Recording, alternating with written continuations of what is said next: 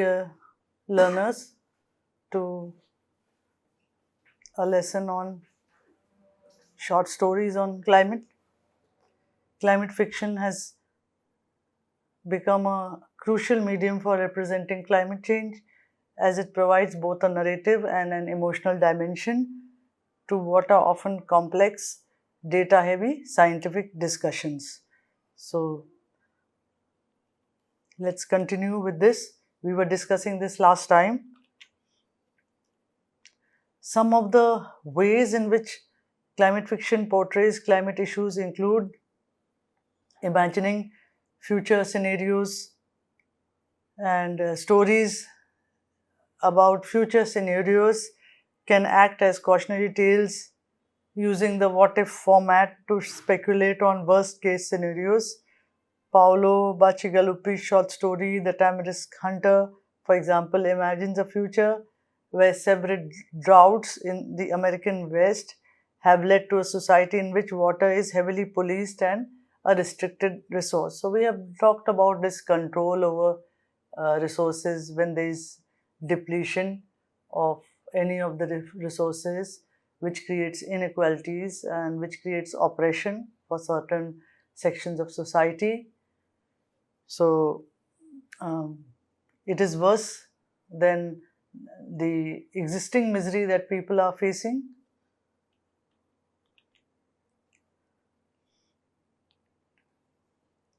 So, climate fiction stories, they emphasize the inseparable connection between humanity and the environment, family dynamics to mental health. So, we also discussed this issue earlier in other lessons, that there are psychological as well as emotional impacts of climate change on people, and stories can discuss them very well because they can focus on one issue. So, by doing so, these stories broaden readers' understanding of climate change beyond the typical environmental perspective to include its societal, political, and personal impacts. Stories within the genre often show how a single climate event can have cascading effects on diverse aspects of human life, thereby revealing the interconnected web of ecological and social issues. So, one can see that it is a complex phenomena when we are discussing climate change, and there are issues within issues, and loss of biodiversity or disturbance in the ecosystem can lead to cascading effects and on human life. Some are seen and some are unseen. So, thus stories can reveal the interconnected web of ecological and social issues, how human society is connected with nature. And it is not so complicated to look at this issue. It's it's something that is very well understood. It is nature or the earth that provides all that we need, and whatever food, whatever water, air we need, which are basic for us, everything is supplied by nature, and industry tries to emulate nature in every way. So, the original is with nature, and industry tries to create artificial food and artificial clothes and artificial temperatures, and in doing so disturbs the balance in the environment and disturbs the relationship between human beings and the environment.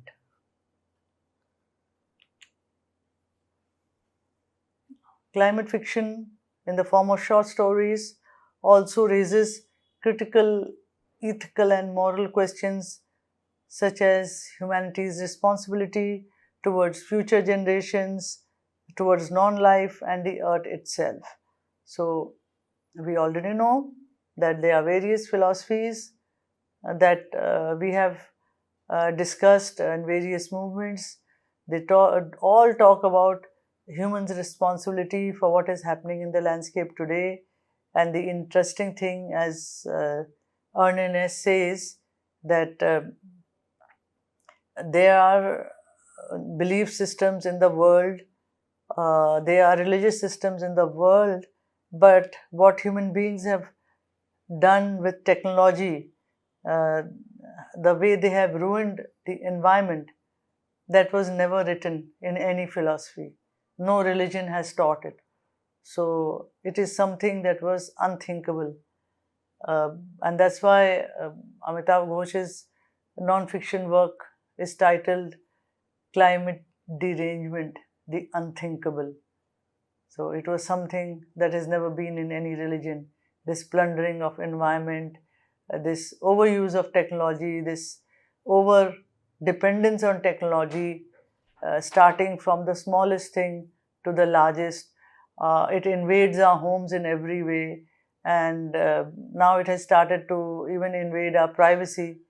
So, what kind of a future are we looking at? And stories deal with all these things. These climate stories, they talk about how uh, technology is taking over our privacy, our individuality. It is taking away our humanity from us. And Margaret Atwood uses climate fiction to explore these dilemmas, often challenging readers to reflect on the ethical implications of current environmental policies and practices. How do climate fiction short stories inspire environmental activism and awareness?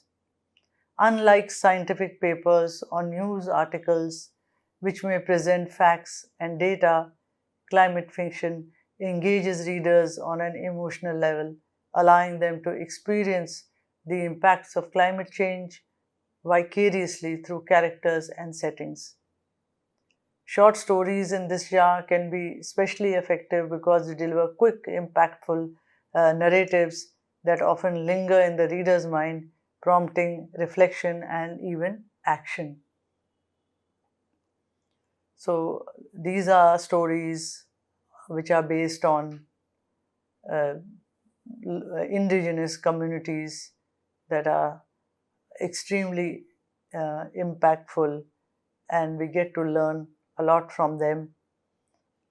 And in many of these stories that are folk tales, uh, nature is like a divine force. In many of the tales around the world, nature is like a divine force, and human beings connect with that force with humility, and if they sort of dare to oppose nature or try to challenge it, they are the losers.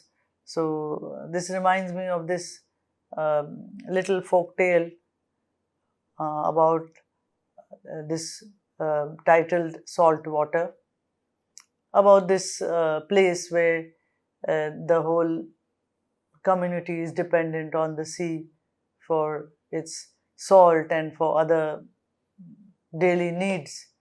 And this woman who lives on a mountain, she has fallen short of salt, and she goes down the mountain, which is very hard on her, to collect seawater so that she will make salt from it.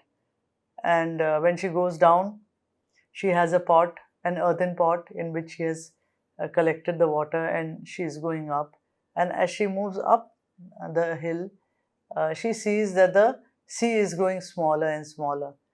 And it strikes her that her taking the water from the sea has made it smaller, and the sea is angry with her. She is terrified by this, that have I robbed the sea? Have I done something wrong? So what she does is, and also the time when the sea seemed small was when it was in low tide. So then she makes the painful journey back and to return the water to the sea.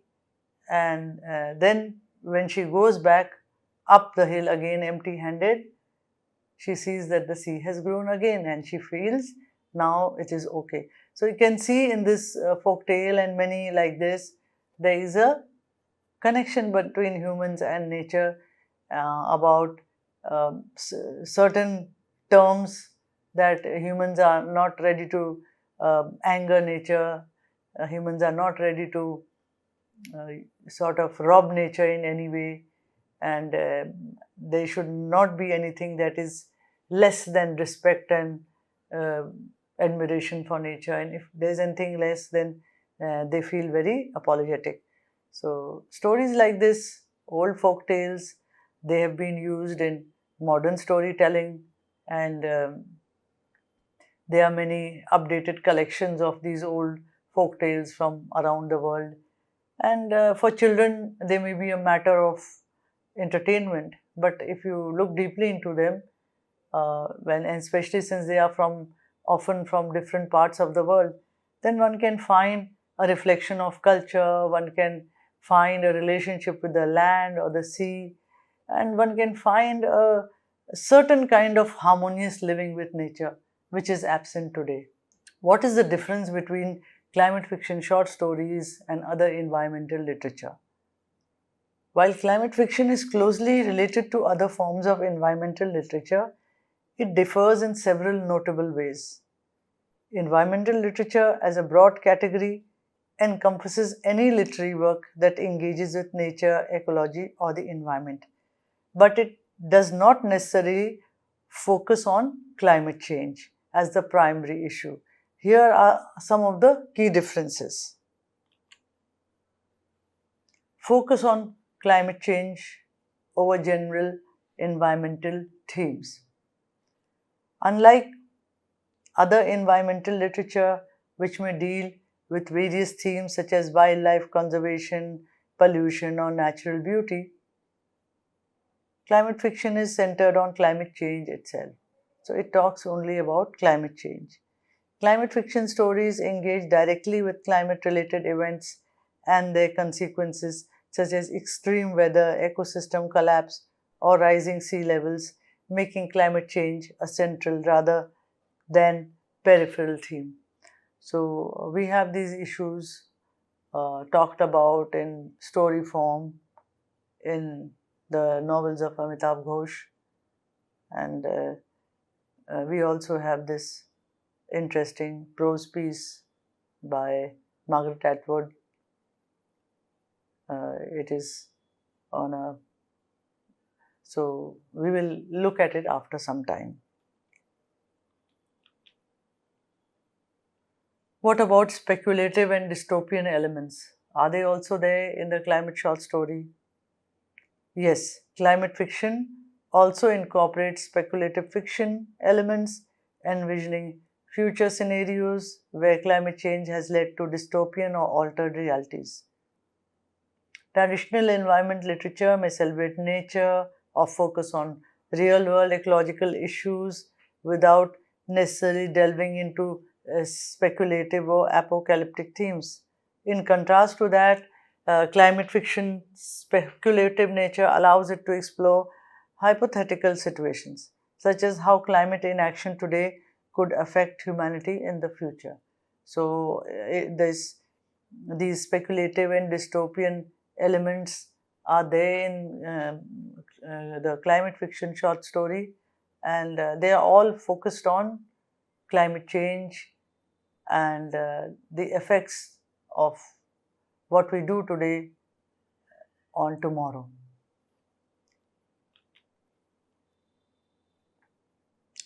Human centered stories versus nature centered stories.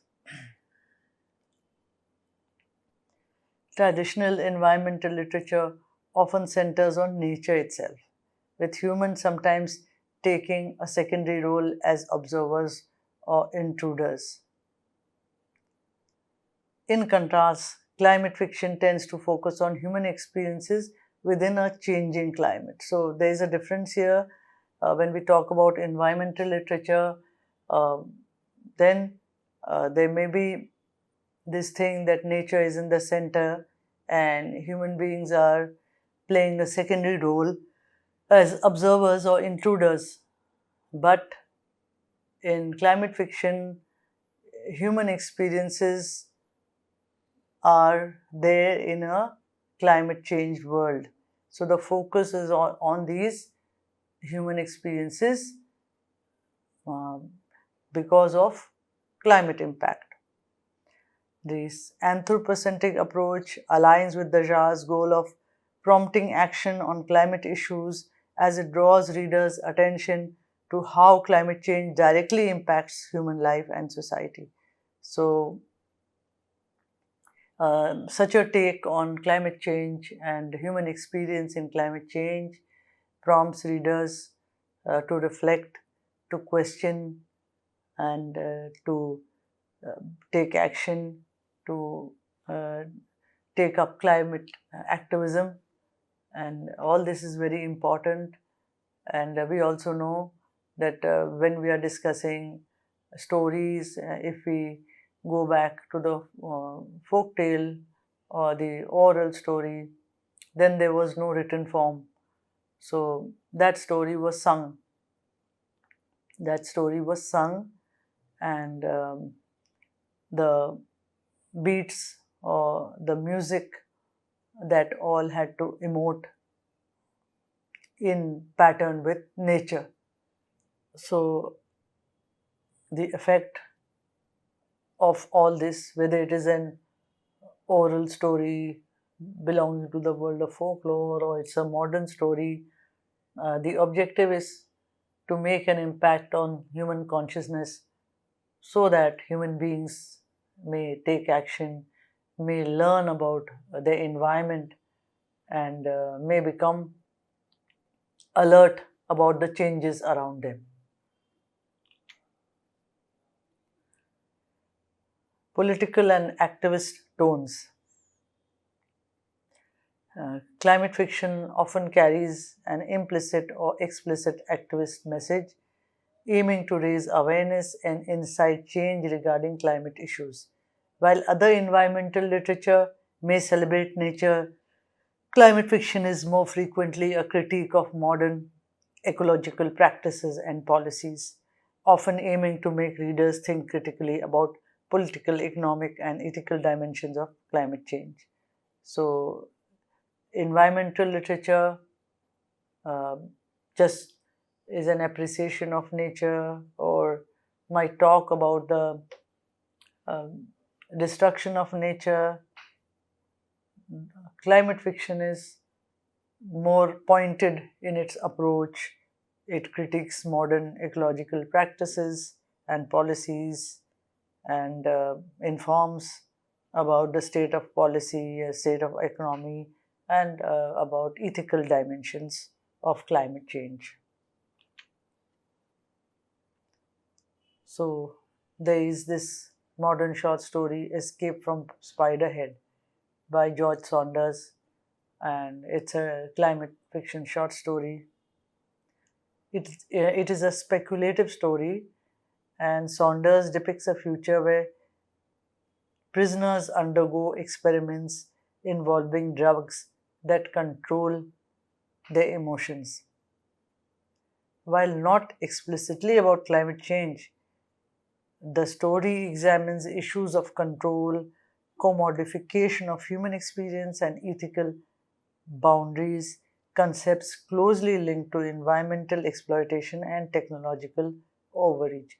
So, sometimes the stories may not directly talk about climate change, but they may talk about climate change related issues or problems, and talking about, for example, this the issue of control, or talking about over dependence on technology, or the commodification of human experience.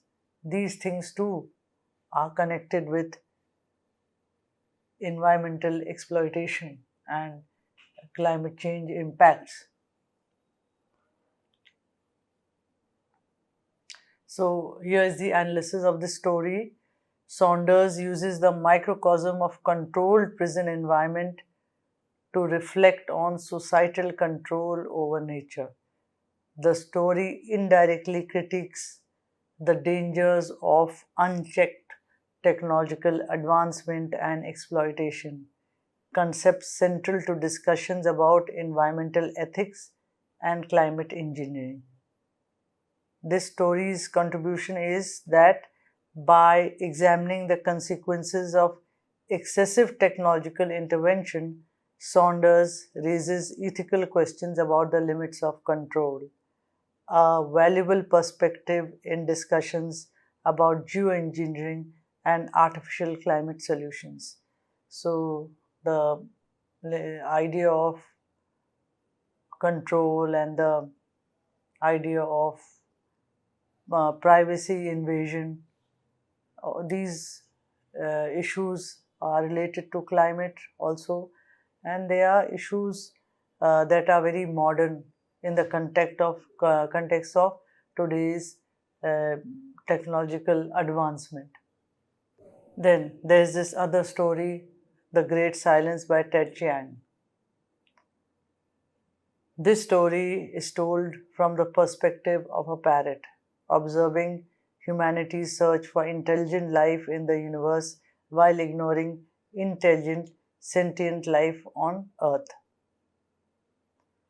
So we can see there's some irony here, that which is so symbolic of the larger search for life on planets other than the Earth, and neglecting the Earth so badly. It reflects on the disconnect between human curiosity about other worlds and the lack of attention to species extinction on our own planet. The parrot's narrative voice conveys both a sense of loss and a poignant reminder of nature's intelligence and worth.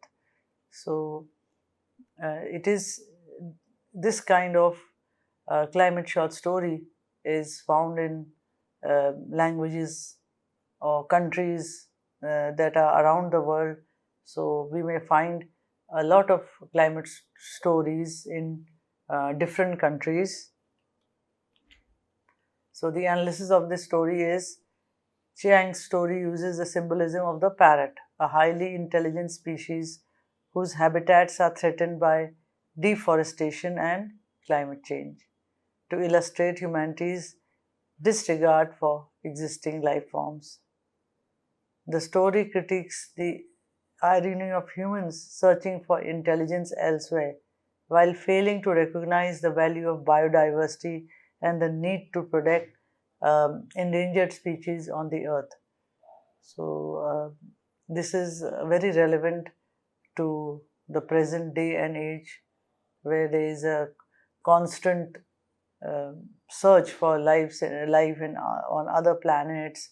Um, the plans are there to uh, find habitation and to set up habitation on Mars, and uh, various economic uh, plans and policies are also made to support this kind of travel.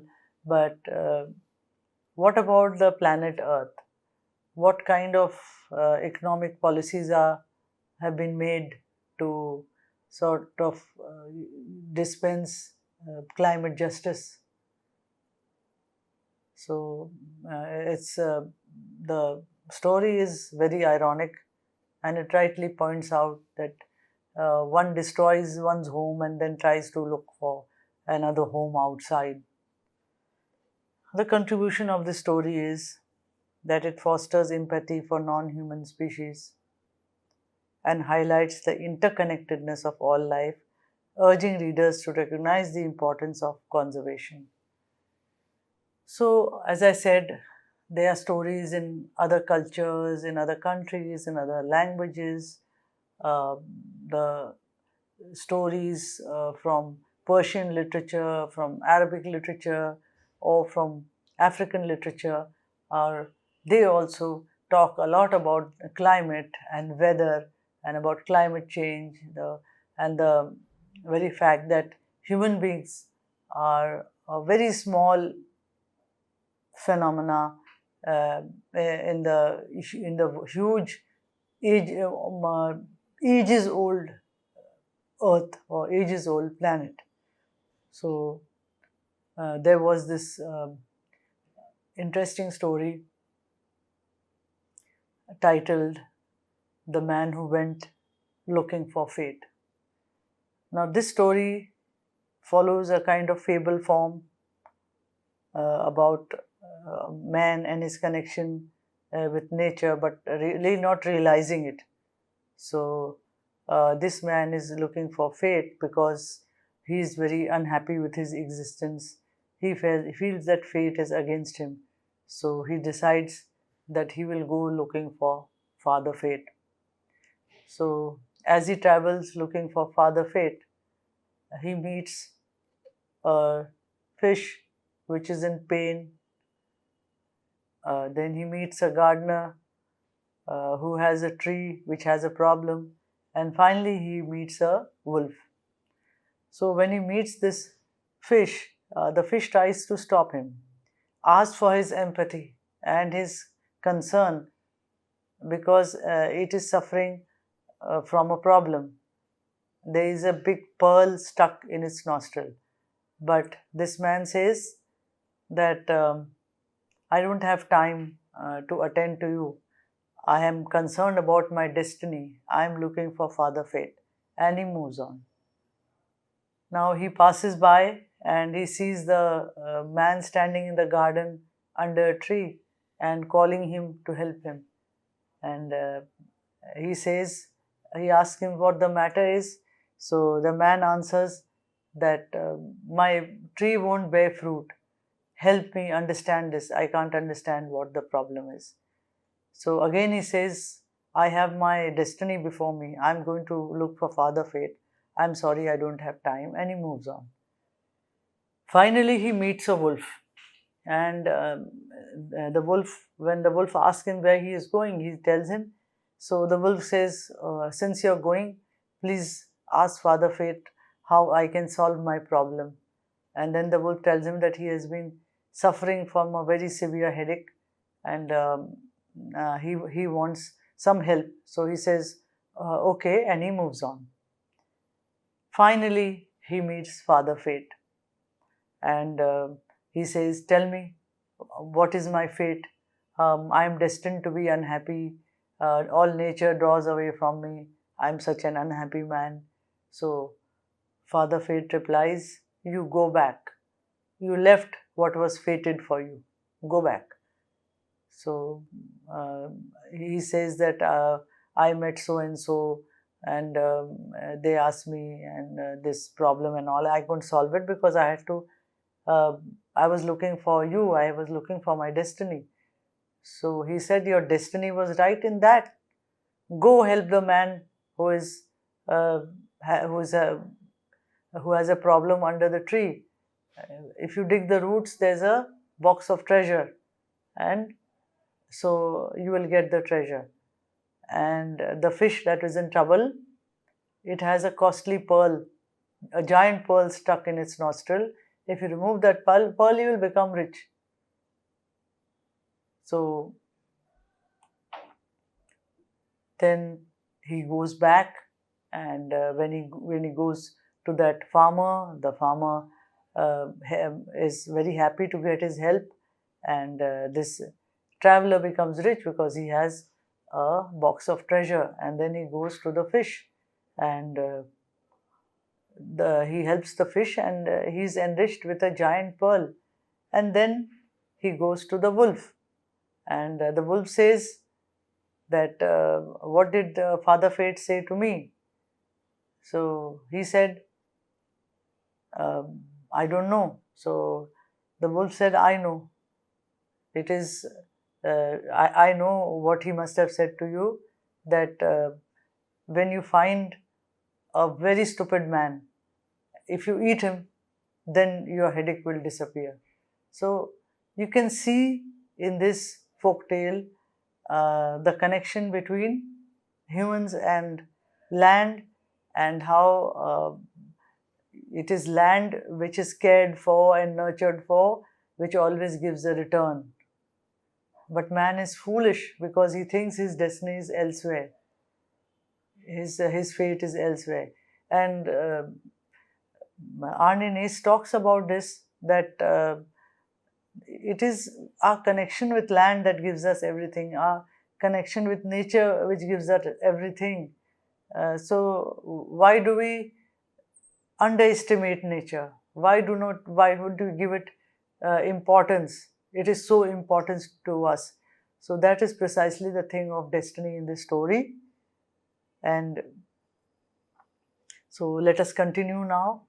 I hope you liked this story and you got the moral that we are discussing in the climate fiction stories and folk tales, that they are meant to create empathy for non-human species and highlight the interconnectedness of all life. How have these authors contributed to shaping climate consciousness in readers? Through their unique approaches to climate fiction, each of these authors has influenced readers' understanding of and engagement with environmental issues. So, I hope the stories that we talked about, the authors that we talked about, that was interesting and illuminating, and you could understand how the climate change short story is a powerful tool for talking about climate impacts and also talking about solutions and mitigation. Let us meet in the next lesson.